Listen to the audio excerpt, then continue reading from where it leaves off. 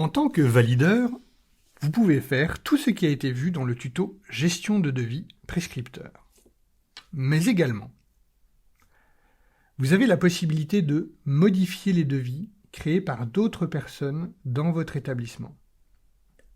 Vous pourrez alors modifier les quantités, supprimer des références, puis enregistrer ces modifications dans le devis. Par contre, vous ne pourrez pas ajouter de nouvelles références. Mais vous pourrez demander au prescripteur de faire ces modifications en cliquant sur le bouton « Demander une modification » qui enverra une notification à la personne concernée. Le message de cette demande est bien entendu personnalisable. Dans le fil d'Ariane, le devis reste bien créé, mais passe en état en attente de modification. Et dans la liste, le devis est entouré d'un liseré orange, signifiant qu'il est en attente de modification. Le valideur est le seul à avoir la capacité de supprimer des devis, n'importe quel devis, quel que soit son état, tant qu'il n'a pas été passé en commande par la région.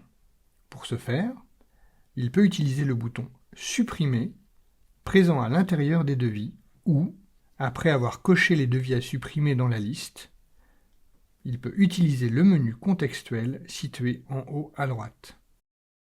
Dans les outils mis à la disposition des valideurs pour la gestion des devis, il y a aussi la validation établissement.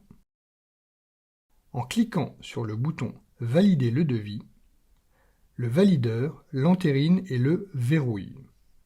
Les prescripteurs ne peuvent plus le modifier. Cela lui permet de mettre de côté les devis qui seront, a priori, à passer en commande par la suite. Il peut ainsi attendre d'avoir l'intégralité des devis de tous ses enseignants avant de les envoyer en une fois à la région.